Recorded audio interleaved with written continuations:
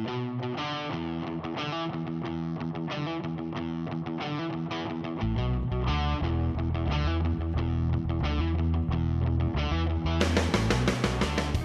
now we're going to move on to looking at a couple of variations of the side kick. Just in order to get the form, I'm going to show you the traditional karate way of training this kick. I have seen this applied in kickboxing bouts, even in the odd MMA bout. I wouldn't generally advise standing sideways on, especially if it's, like I said, if there's low kicks etc. involved or takedowns involved. It's not a great tactic. But if we do it this way first, it gives you an idea of the basic form of the technique and of sort of driving your hips through, pivoting on the feet, etc. Get the mechanics. So if I actually stand sideways on to my opponent, I step my rear leg behind my lead leg. The deeper I step, the more power I'm going to have. Think about it, if I'm throwing a right-handed technique or a right-legged kick, I want to drive forward and through the target this way. If my lead leg's kicking, as I drive through here, the deeper I step, the more I cock this hip to drive through and lock out. Okay?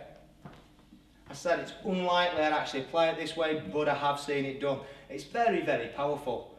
And in the latter stages of a fight, I've seen it happen where fighters are fatigued and the guy's basically just taken liberties and smashed this in. So I wouldn't generally though advise this. Obviously, I mean, if I'm standing sideways on, there's low kicks involved. I'm pretty compromised here. Just the fact that I'm stood sideways on in the first place, it really limits what I can actually do from here. I've not got that many angles of shot, okay? But it does help get the basics of the technique. I'm kicking with the blade of the foot and the heel. I'm pulling the toes back and I'm kicking with the blade of the foot and the heel. Not the flat of the foot, because the shock's going to be dispersed too far. The blade of the foot and the heel, it's a sharper edge. So one more time. Standing sideways onto the target, I step the rear leg behind, I pick the knee up, my backside is now pointing towards my target. I'm not snapping this kick, I'm going to perform it with a lockout. My supporting foot is going to pivot and my hips are going to scissor this way. So once again, the toes of the supporting foot end up facing the wall behind me.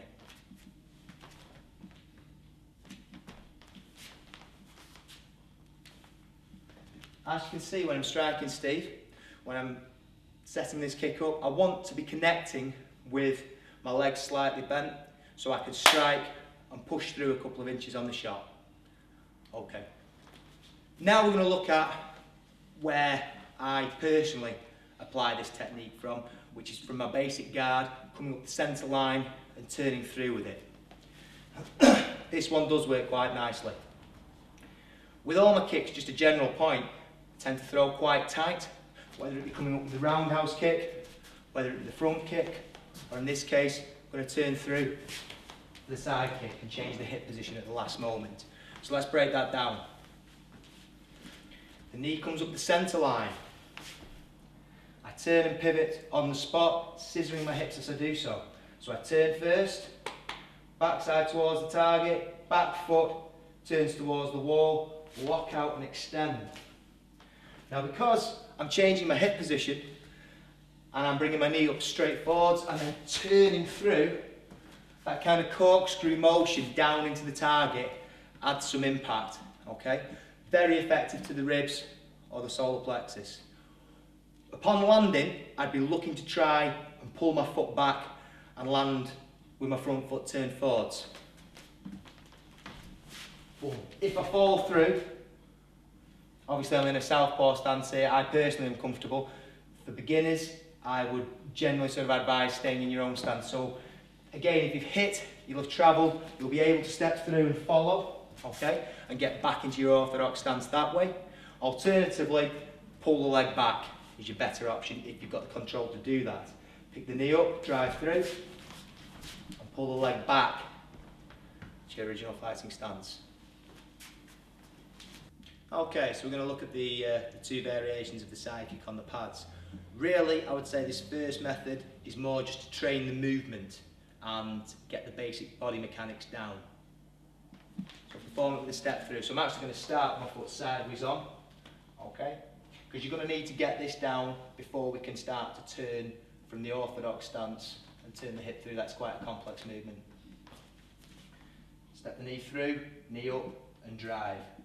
Not hip and push, strike and drive. Push!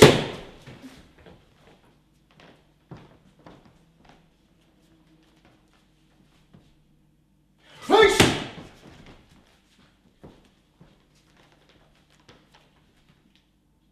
Push!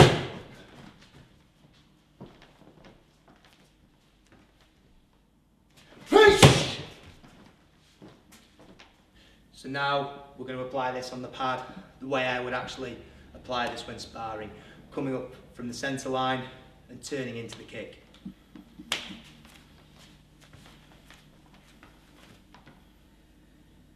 Push!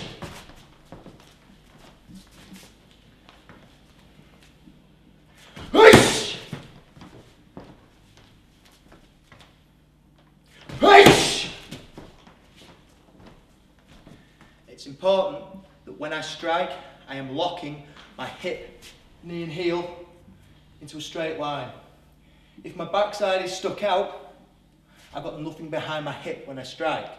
Therefore, if I impact the pad and my hip isn't in the correct alignment, I'm going to, whichever variation I'm doing, I'm going to push myself off the pad.